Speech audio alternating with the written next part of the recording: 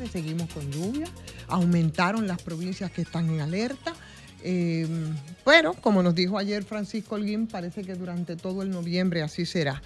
Y justamente en este noviembre, ¿ustedes se han dado cuenta que ya cumplió los 100 días la primera gestión del presidente Luis Abinader?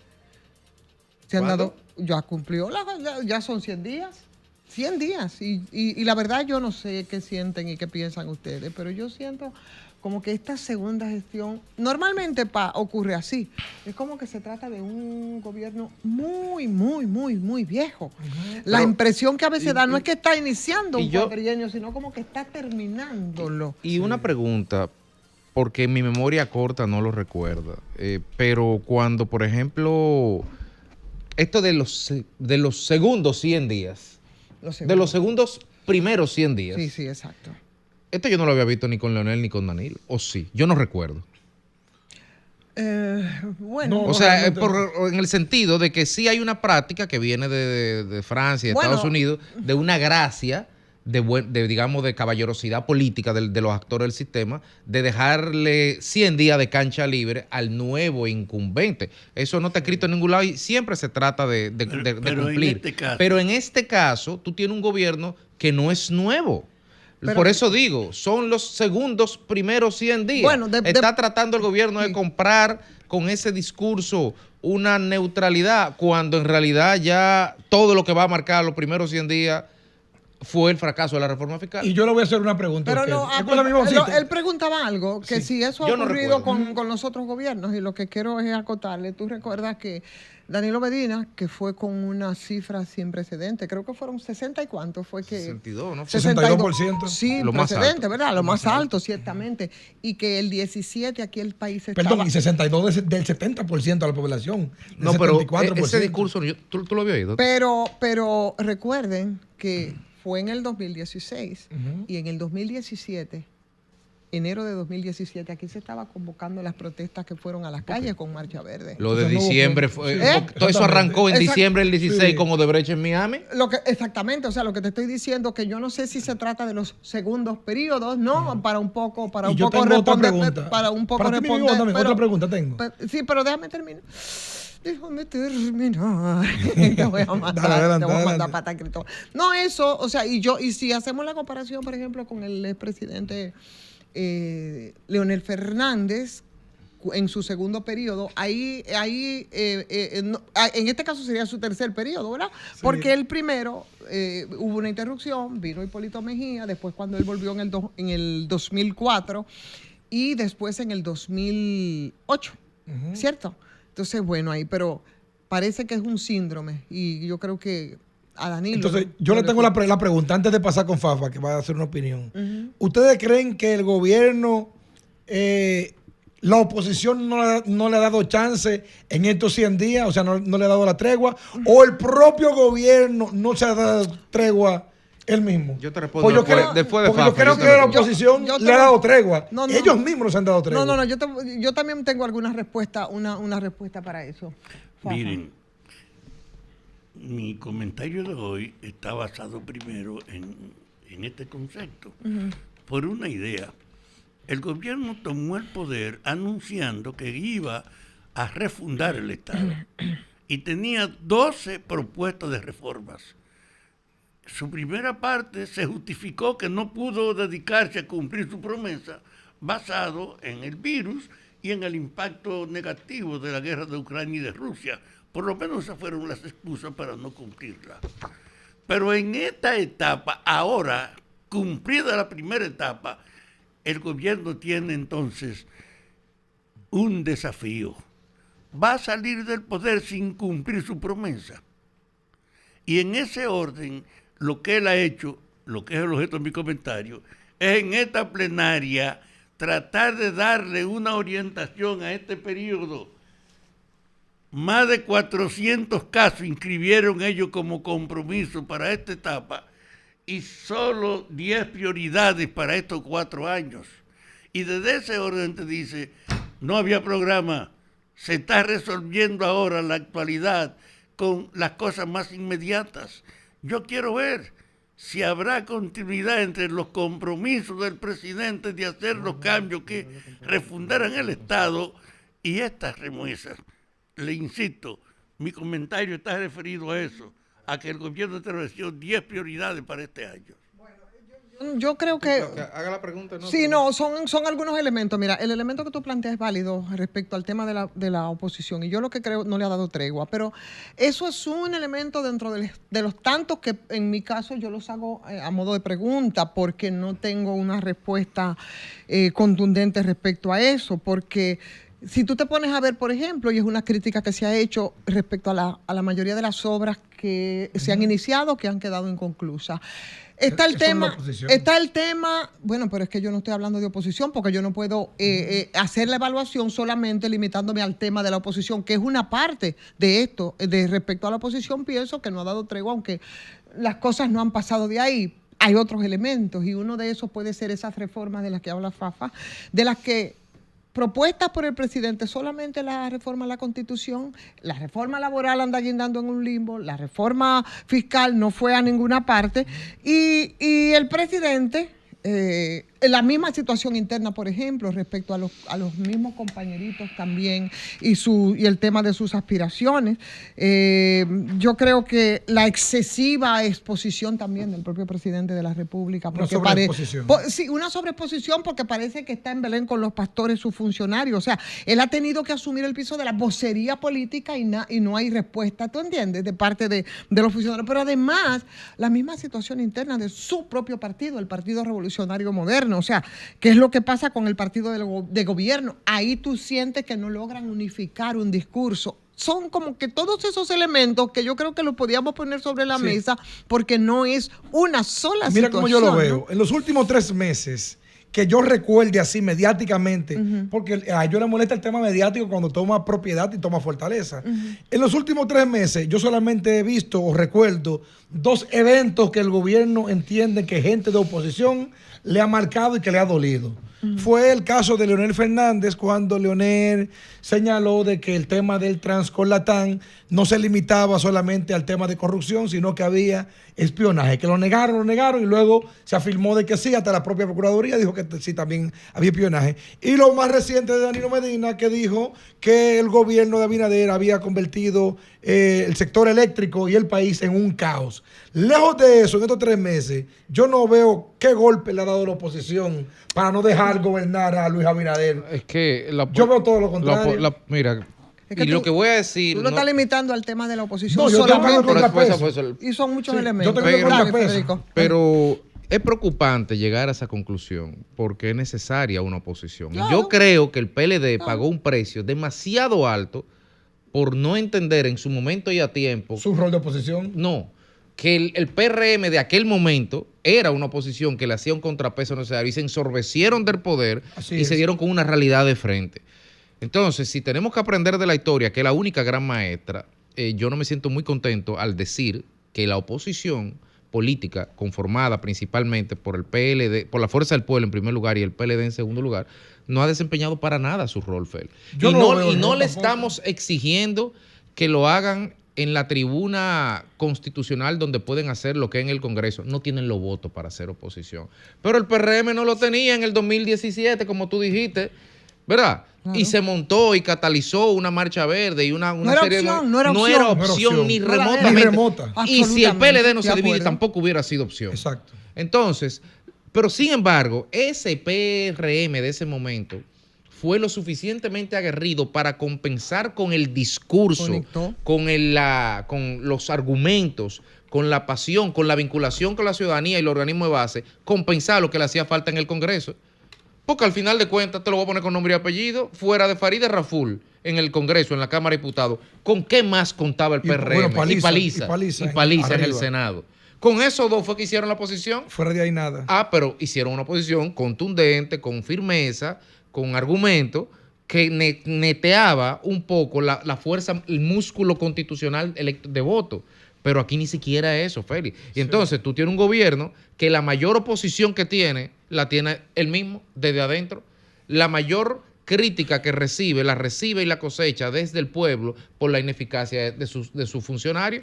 Porque aquí hay, te voy a poner un caso. En el día de hoy, creo que fue a las 10 de la mañana o va a ser a las 4 de la tarde. ¿A qué hora es lo de Deligne hoy? Deligne tiene el Ministerio de Obras Públicas una rendición de cuentas, hay una cuestión para ver los 4 años. Sí. En el PRM. Señores, pero por Dios, usted no ha podido terminar los 14 carriles del kilómetro 9, ¿entiendes? ni ha podido terminar. Entonces, frente a un discurso orwelliano, hay una realidad que te da en la cara.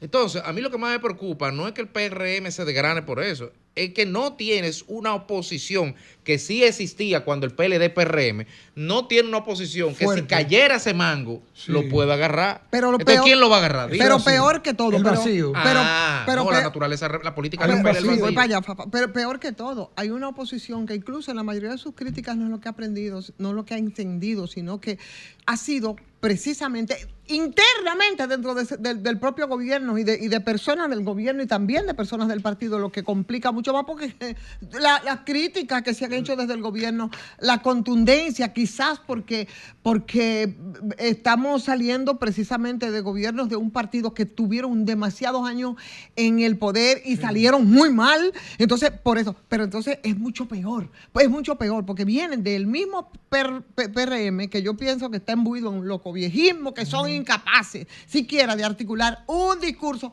y toda la exposición y toda la vocería recae sobre el presidente Luis Abinader Fafa. Miren,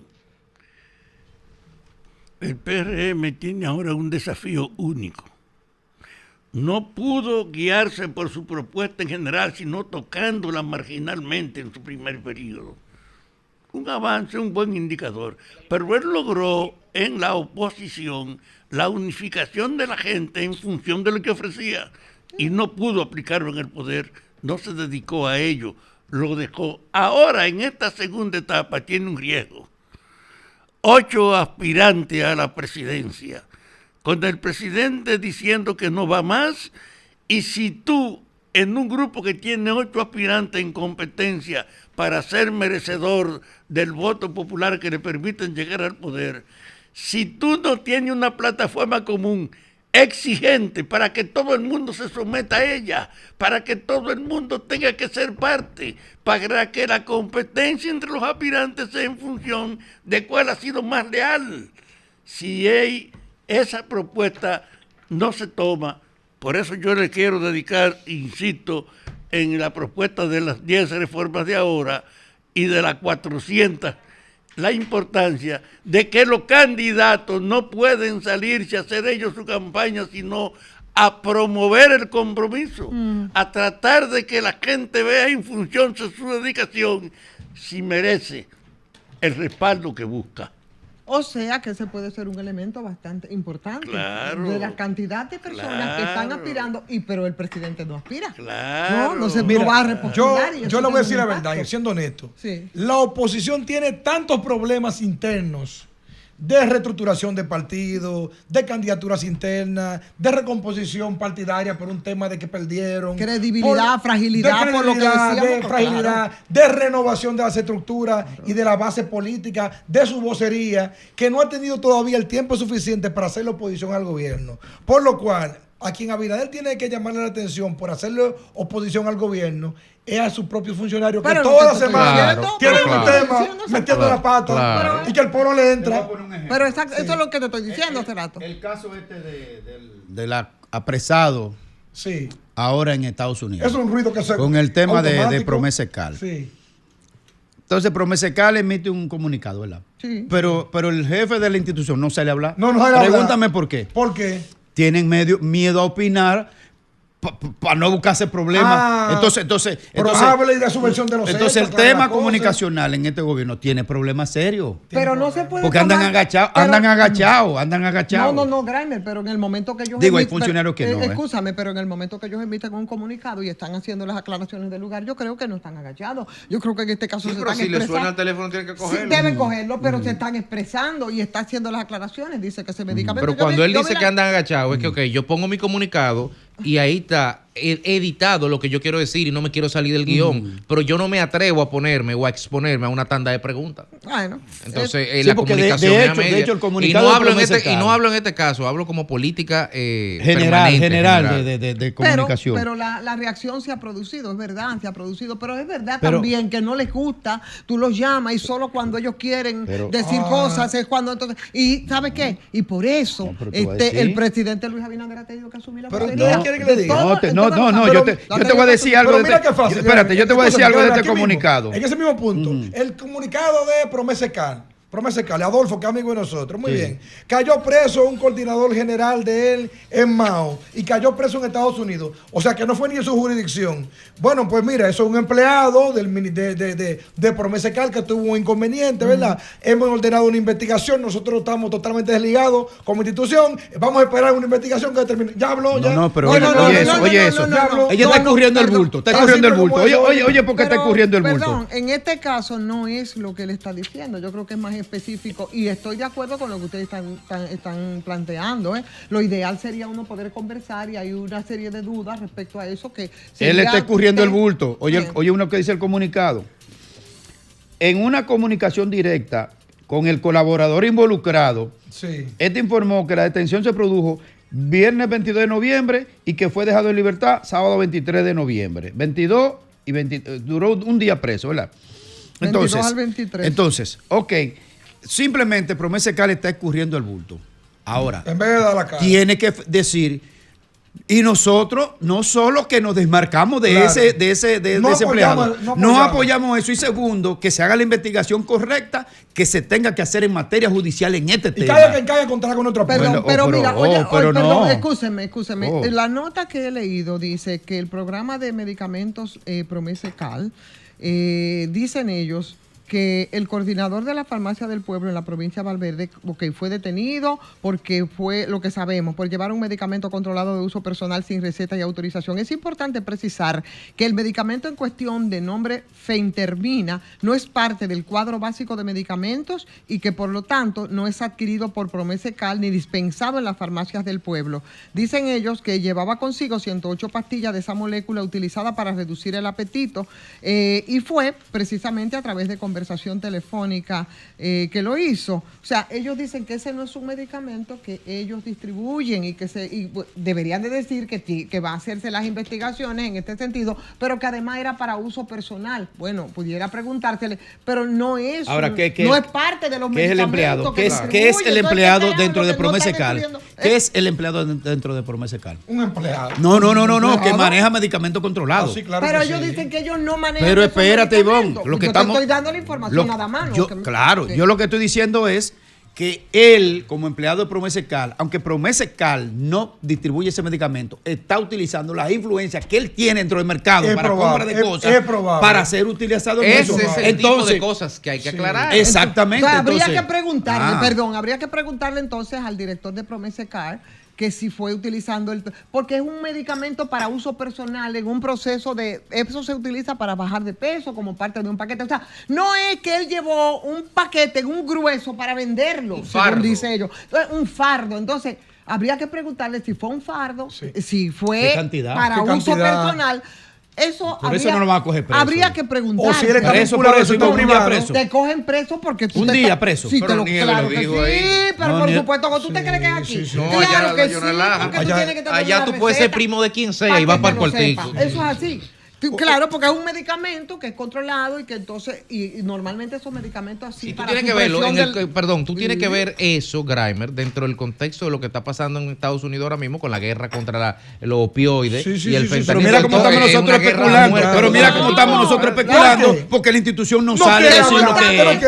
Estamos especulando. No estamos especulando. Lo que quiero decir es que hay campo abierto, hay muchas brechas abiertas para tú fabular, crear, interpretar, cuando tú las puedes cerrar todas y tienes una comunicación certera y bueno, contundente, que es la crítica inicial de que no se pero hace. yo, la verdad, mi única pregunta que yo tendría, y aquí lo dice, es que si era para uso personal o si era un fardo para negociar, utilizando por supuesto, sus vínculos, la posición con Promesa Cal. Pero lo dice así. No lo dice, o sea, pero eso es que no estamos imaginando. Él está diciendo que ellos no, ese tipo de medicamento no es parte del portafolio. Entonces, yo no creo así tanto como que está escurriendo. Si no es parte del portafolio, no hay nada que hablar. Aunque pudiera hacérsele algunas preguntas. Claro, dísele usted, señor Balaguer, ¿qué es lo que dice? Que nos vamos con usted. Como una orden. ¿Usted lo ordena, Alejandro?